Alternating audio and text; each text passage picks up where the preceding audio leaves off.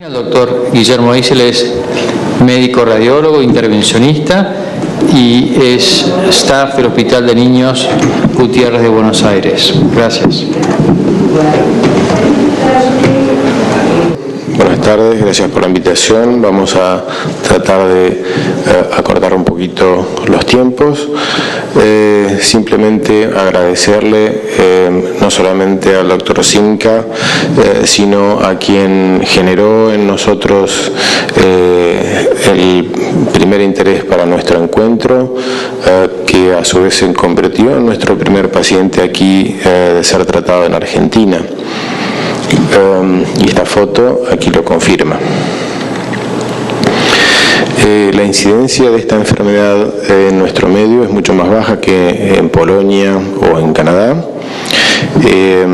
Sin embargo, hemos comenzado de a poco con la idea de ver qué beneficios se podía brindar a estos pacientes. Nuestro grupo de trabajo está integrado por la doctora Canelotto, nos ayuda como asesor exterior el doctor Sabino, el doctor Schulte como especialista en Doppler. Yo me encargo de la radiología vascular y el doctor Simonelli nos ayuda también en la cirugía como cirujano general. Hemos hecho intervenciones en el Hospital Naval y en CEMIC, en los servicios de radiología vascular. El propósito ha sido ocuparnos de pacientes que tengan la coexistencia de esclerosis múltiple y CCSVI confirmada con lo que hemos hablado de diagnóstico clínico y de ecografía Doppler. Estos pacientes en general presentaban una pobre respuesta o una mala tolerancia al tratamiento médico tradicional, y ahora mencionamos algunos criterios de inclusión-exclusión.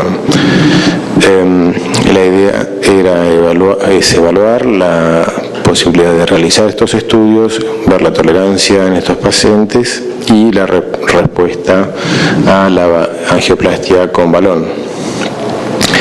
En total tratamos 35 pacientes con esclerosis múltiple, 3 pacientes con esclerosis lateral amiotrófica, un paciente con Parkinson, de donde 7 pacientes han quedado excluidos por presentar un estadio avanzado de esta enfermedad.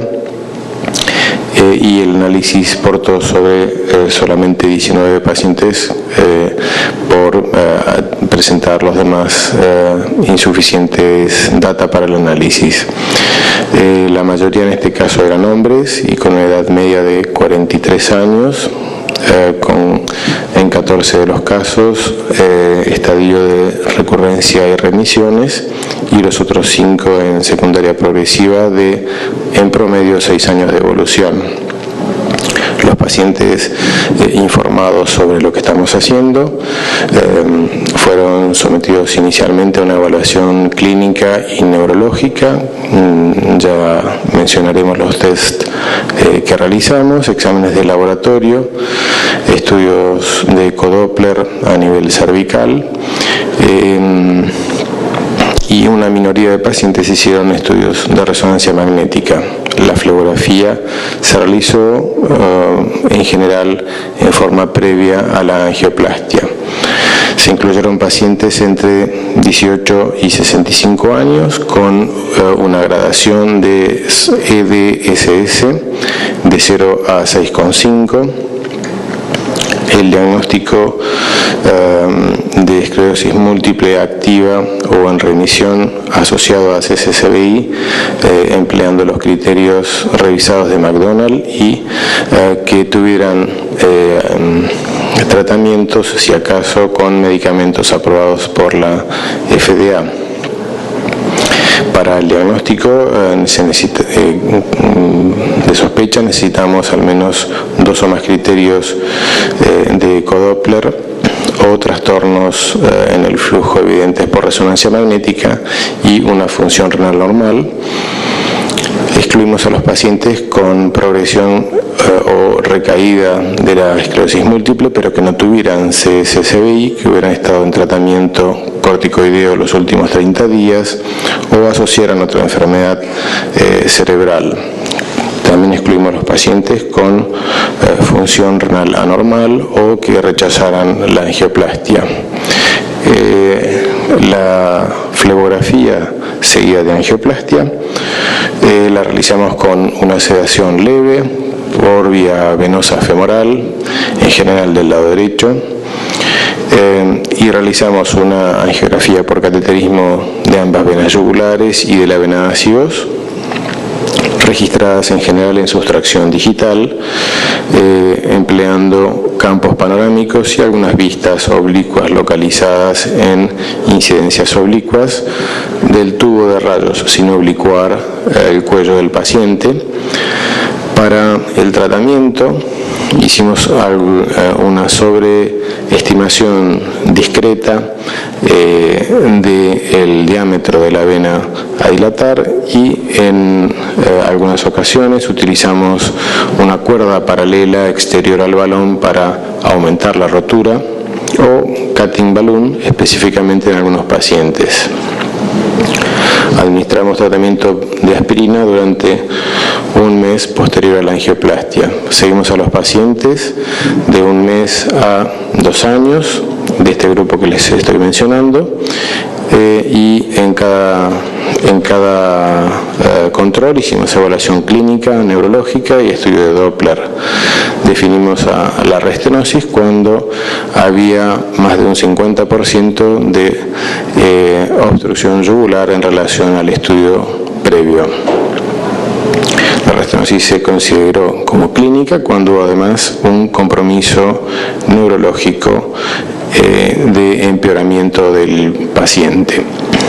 Respecto de los resultados al momento de diagnóstico, la mayoría de las lesiones fueron yugulares bilaterales en 15 de los 19 pacientes que estudiamos.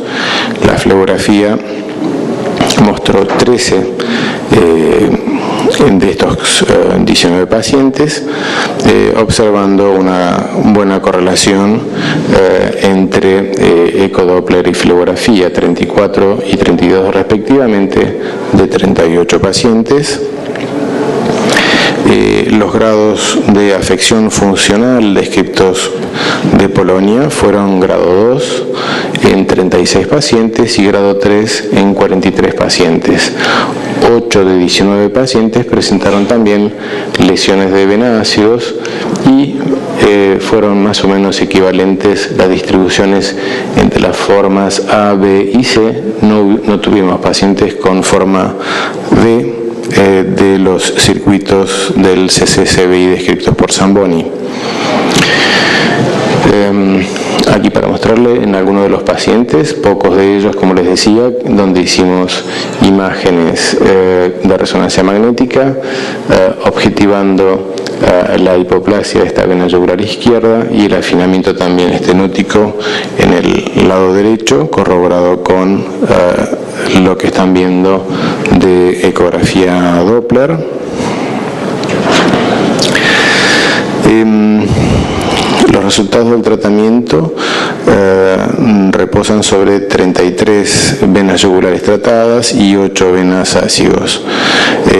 Observamos en una gran cantidad de pacientes mejoría de una gran cantidad de variables. Ahora vamos a hacer la presentación de los test que miden estas mejorías, y hubo complicaciones en 4 pacientes, en general relacionados con hematomas inguinales y dolor luego de la angioplastia. Sí presentaron varios pacientes restenosis, algunas bastante precoces al mes, y otros pacientes también presentaron a los 3 meses y a los 12 meses. Este tipo de score, que es bastante burdo en el análisis de los cambios de los pacientes de esclerosis múltiple, mostró aquí estamos mostrando los pacientes que que seguimos hasta ahora a 1 año y los que llevamos seguido a 2 años. Vean que más o menos el comportamiento es comparable. Hubo una mejoría leve entre los 3 y 12 meses y después volvieron más o menos a el valor basal. Este es el único de los tests que no mantuvieron su mejoría. El NSIS 29, que mide más sensiblemente estos cambios, muestra tanto al año como a los 2 años una relativa estabilidad con una mejora en lo que los pacientes presentaban previo al tratamiento. En la escala de fatiga no hemos hecho la diferenciación como mostraba antes el doctor Simca, porque tenemos una población muy pequeña de pacientes.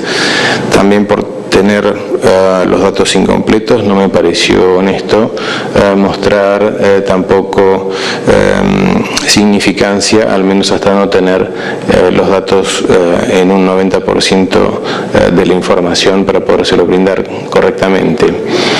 Lo que sí interesa posiblemente es observar la tendencia de estos resultados, ¿sí?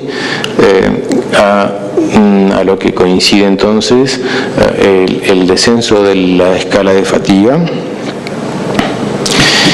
y también el descenso desde los valores basales de las escalas de fatiga y en este caso de sueño. La tolerancia de calor mostró, sin embargo, algún repunte al cabo de los 2 años y lo mismo insinúa la de los pacientes seguidos hasta 1 año. En esta paciente lo que vemos es una marcada rigidez. Fíjense cómo, si bien no es extremadamente estenótico, el comportamiento distorsiona el vaciamiento de la vena yugular interna. Luego de hacer una primera dilatación que resulta insuficiente, complementamos con una dilatación con un balón más grande, con una guía paralela, y obtenemos un resultado más satisfactorio, a la vez que también disminuye la presión en forma significativa en este paciente, que vemos una vena yugular fina con mucho drenaje colateral y un mal funcionamiento también de la válvula. Aquí está magnificado, donde no se observa pasaje del contraste y donde el balón muestra la impronta de los anillos valvulares. Vemos como a continuación hay mejoría de la circulación. Vamos a ver si los videos tienen ganas de andar. Esta es la yugular interna izquierda, con la circulación por las venas colaterales, con escaso flujo a través de la válvula, antes y luego de ser tratada con la angioplastia, donde no se observa en este momento más el desarrollo colateral porque el vaciado se hace correctamente por la vena yugular. Este es un ejemplo también de un tratamiento de una vena ácidos con una estenosis aquí en el aparato valvular. Es a veces algo difícil de poderlo identificar como fenómeno asociado. Vemos esta vena colateral hemiácidos accesoria, que luego de la angioplastia desaparece, y también tenemos en algunos casos, esto no es una constante desgraciadamente, pero en este caso sí, la verificación con el descenso de las presiones. Conclusión, decirles que es realizable este tipo de tratamientos en pacientes que asocian a ambos problemas, con una muy buena tolerancia sin complicaciones importantes, que hay una bastante rápida mejoría muy llamativa de algunos de los síntomas y que esa mejoría se estabiliza conforme pasa un poco el tiempo. Estamos con resultados muy recientes y otros casos tienden a volver más fácilmente al valor de referencia sin obtener una real mejoría o una mejoría estabilizada de lo que primero se consigue. No sabemos si eso pudiera obedecer a la restenosis. Hay, como decía el doctor Simca, muchísimas preguntas todavía por responder seriamente sobre el futuro de la posibilidad de mejorar a estos pacientes. Eso es todo.